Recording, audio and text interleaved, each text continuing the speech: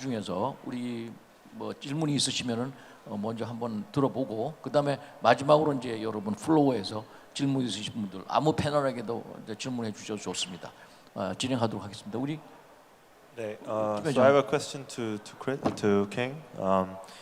So Hong Kong has been, as you mentioned, has been the center of financial market in Asia, and we've been actually benchmarking a lot from how Hong Kong is adopting fintech industry and to work as a gateway into China.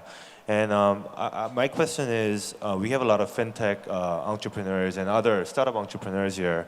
What do you think would be the key advantage of Hong Kong for these entrepreneurs to go into your market and also into China?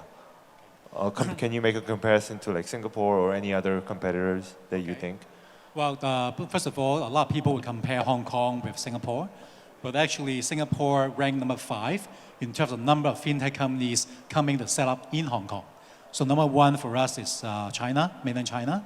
Number 2, US, UK, Australia, and then Singapore. So that's the number of fintech companies coming in.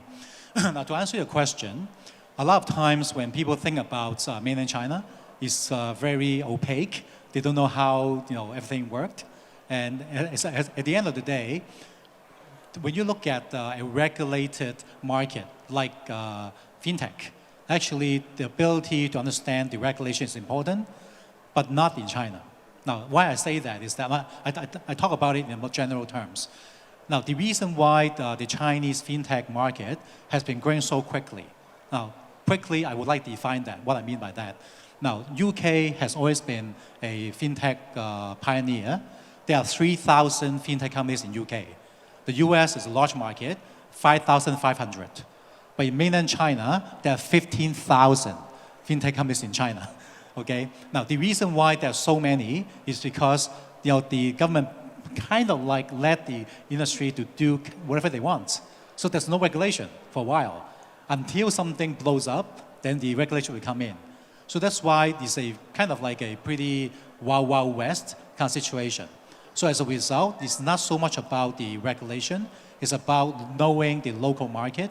So that's why for us, our job is that because we got good connection with mainland China, it's actually better to find a local mainland China partner, to partner with them so they know how to navigate before things got ugly. So by working with them, they can help you speed up your growth and also protect you from further trouble because they know the environment, which is a little bit different from the rest of the world.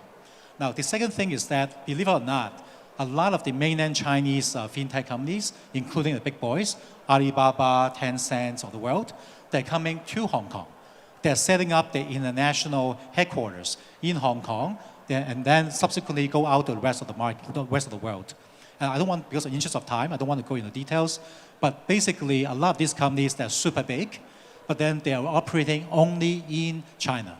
So they don't have a lot of experience working in other markets like Korea, maybe Japan, Europe, and so on. So they're looking for, obviously, acquisitions or partnerships for companies with the domain knowledge from other markets to help them go out of China, or using Hong Kong as a base. Okay. Thank you, great. Actually, on the flip side, what do you think is like the weakness? What's lacking in Hong Kong compared to other parts of the world? Well, first of all, it's something they're working through because obviously Hong Kong has been what they call a laissez-faire policy government. That means the government in the past didn't want to interfere too much. But for fintech, as you guys know very well, technology have changed so much. If there's no direction from somebody high up to direct the energy, there'll be a lot of wastage. So in some ways, we got some wastage before.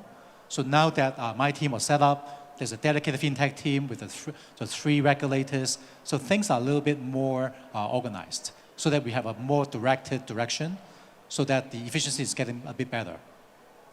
So, but in the past, it was a little bit chaotic. Okay, thank you so much. It's almost time to close this discussion. So only one question is available to end up this discussion. Raise your hand and then we'll invite you one question from audience. 네. 마이크 좀 갖다 줘. Bring the microphone to him. Okay. 아, 6분 3초 남았네. Okay, 그럼 two more question. One more question is available, right, from the audience. 네, 안녕하세요. 저는 그 임팩트 투자사 D3 주빌리에서 일하고 있는 정원식이라고 합니다. 저는 김대현 대표님께 질문드리고 싶은데 제가 핀테크를 뭐 자세히 알지 못하지만 다양한 이해관계자들이 되게 잘 협력하고 또 그 안에서 되게 치열한 경쟁을 통해 파이를 키워가고 있다고 다른 산업에 비해 그렇게 느끼는데 좀 여기서의 인사이트를 다른 산업에 적용해서 혁신을 한다면 좀 어떤 교훈들과 어떤 게 중요한지 궁금합니다. 네. 저희가 저희 산업에 있는 여러 회사들이 2015년도에 대부분 창업을 했어요. 이 2015년도에 창업한 이유가 뭐냐면 당시에 이제 창조 경제 뭐 이런 것 때문에 스타트업 붐이 일어날 때였고 당국에서는 규제 개혁을 하겠다고 스티커를 만들어서 모든 문에 붙여놨을 때였습니다. 금융 규제를 다 없애겠다고. 우리나라 역사상 그랬던 적이 사실 별로 없어요. 레귤레이션을 그러니까 디레귤레이션을 하게 되면 여러 사고들이 났었기 때문에 사실 레귤레이션을 더 어떻게 하면 더 좁게 더 조일 수 있을까만 고민했던 게 아무래도 우리나라 정부의 기본적인 스탠스였습니다. 아시겠지만 이제 경제 위기도 2번이나 겪었었고 이런 여러 가지 이유들 때문에 금융 산업에 있어서는 규제가 굉장히 타이트했었습니다. 근데 이제 핀테크 산업은 아무래도 안 그래도 규제가 굉장히 중요한데 정부의 스탠스가 워낙 강한 업이다 보니까 업자들, 그러니까 저희 같은 이제 스타트업들이 처음부터 당국과 굉장히 긴밀하게 얘기를 많이 나눴었어요. 그래서 항상 가서 하는 얘기가 저희를 좀 규제해 달라, 규제를 좀 만들어 달라, 입법을 해달라. 그러니까 일반적으로 하지 않는 행동들이잖아요. 스타트업들은 그냥 해야죠. 린하게 바로 시작하고 뭔가 체인지를 만들어야 되는데 핀테크 사업자들은 대부분 가서 어떻게 하면은 이걸 규제 안에 넣어서 할 수 있을까라는 고민을 많이 했던 것 같아요. 이게 물론 금융 산업이고 우리나라의 기관 산업이기 때문에 뭐 더 그런 건 있겠지만 저는 다른 업에서도 만약에 이 디스럽션 어떤 산업을 좀 이렇게 흔드는 효과가 있는 디스럽티브한 기술인 경우엔 더더욱 당국과의 대화가 분명히 필요하다고 생각합니다. 그래서 이미 그런 쪽으로 추세는 많이 바뀌고 있지만 특히 창업을 할 때 특히 다른 업권들도 마찬가지로 이 산업 자체가 기존 인컴벤트들이 플레이하는 산업을 흔들 수 있는 가능성이 있다면 저는 여러 당국의 이해관계자랑 대화하는 것은 상당히 중요한 레슨 런드라고 생각하고 이제 그런 쪽으로 가는 게 맞지 않을까라고 생각하고 있습니다. 네. Some minutes left. Fortunate that so we can invite one more. Okay, the lady. 저 마이크 좀 갖다 주세요.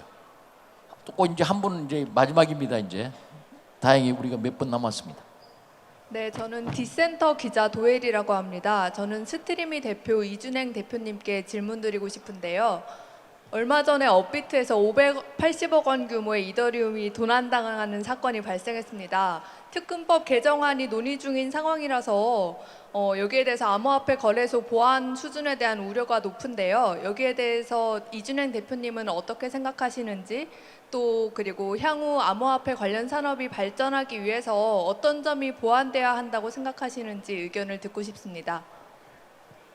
예, 굉장히 좀 어려운 질문을 얘기를 해주신 것 같은데, 네, 다른 업체가 있어서 뭐 직접적으로 이렇게 막 얘기를 이렇게 못 하겠지만 이거는 되게 안 좋은 일이라고 생각을 하고요. 사실은 좀 편차가 많이 있을 거라고 생각은 합니다.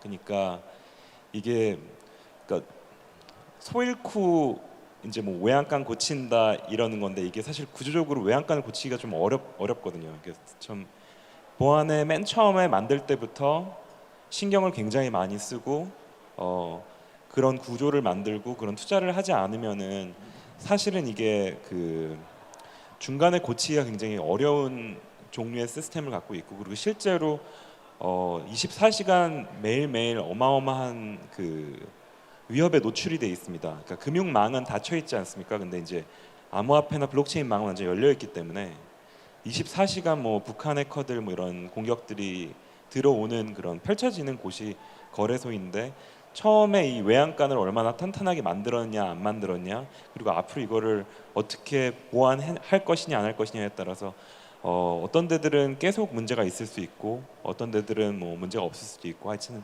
뭐 그런 차원의 것이라고 생각을 합니다. 그리고 두 번째 질문은 그래서 두 번째 질문은 그게 이제 우리나라 어떻게 생각하냐, 그리고 보안 수준이 어떻다고 생각하냐, 회사마다 편차가 많이 있을 거다. 그리고 이제 두 번째 질문이 그 특근법 통과되는 거에 대해서 어떻게 생각을 하시느냐. 저는 이거는 사실 굉장히 합리적인 규제라고 생각을 합니다. 이게 굉장히 공적 영역에 많이 있고 이게 암호화폐라는 것들이 금융자산 같은 성질을 많이 갖고 있기 때문에 불안전 판매가 너무 쉽게 일어날 수 있고 이제 소비자 피해가 너무 많이 일어날 수 있는 그런 영역이기 때문에 당연히 시장 실패를 막기 위해 최소한의 규제가 들어오는 것이 맞다고 생각을 하는데 내가 모르는 것까지 규제를 해버리면은 이제 거기서 이제 그 밸런스가 좀 깨지는 건데 저희 같은 그 특근법 같은 경우는 제 생각에는 큰 틀에서 보면 굉장히 합리적인 가장 필요한 부분들을 규제를 함과 동시에 또 모르는 부분들에 대해서는 너무 이렇게 좀 그 화이트 리스팅에서 이제 규율하지 않으려는 그 밸런스가 적절한 규제라고 생각을 하고요. 앞으로 이거를 어떻게 잘 만들어가면 좋을 거냐라는 질문에 대해서 답은 지금 시행령단을 좀 더 이제 공정하게 만들어서 다양한 이해 당사자들이 받아들일 수 있고 그 규칙 자체가 공정하게 만들어가는 그런 것들이 그런 노력들이 필요하지 않을까 생각이 됩니다. 감사합니다. 마지막 우리 두 분 이제 해석 세션 마감하도록 하겠습니다. 1.5 minutes given to you Yes. and I'll keep it short to Okay, this, sure. this lady. Now, to answer your question, there are two quick answers to it. First of all, the entire market is moving in the direction of securities token. Now, in Ethereum, there's nothing behind it. Nothing's backing up the Ethereum or Bitcoin. But the more market is moving to asset-backed tokens, so like STO, securities token. There's something behind it. This is one. So there's a bit more substance behind it instead of just air. That's one. Secondly, when it comes to protection, recently, so about literally 3 weeks ago, the Hong Kong SFC, which is the regulator responsible for the crypto market, they have launched a new regulation. Now, the regulation, in the interest of time, I just highlight 3 key points from that regulation that answer your question. First, in that regulation, all the crypto exchanges that wants to be regulated, they have to go through a very stringent process. So at the end of the day, for the companies that have the license, if I am an investor buying the cryptocurrency, I would buy from the licensed crypto exchange. This is one. Now, secondly, what's so special about that licensed crypto exchange? Now, number one, they will have the custodian, a custodian component. At the moment, a lot of exchanges do not have custodian. So that means like a third party holding money on behalf of the exchange, but not the exchange holding money themselves. So that's important. And this is part of the condition to get a license. Secondly, which is the third point, all the crypto exchanges that need to get a license, they also need to buy insurance as a mandatory requirement. So therefore, if someone, let's say, put some money buying the STO and somehow somebody hacked the exchange, the money got lost, actually the exchange already bought the crypto insurance so that the insurance company will pay back the person who got hacked. So this is another layer of protection because of the regulation. Mandated the exchange having that component. 마지막으로 우리 이유진 변호사. 식품회사에서는 식중독이 나면 제일 큰 사고인 것처럼 핀테크 입장에서는 보안 사고가 나는 것이 가장 무서운 일이고 피해야 되는 일이고 조심해야 되는 일일 수밖에 없는데요.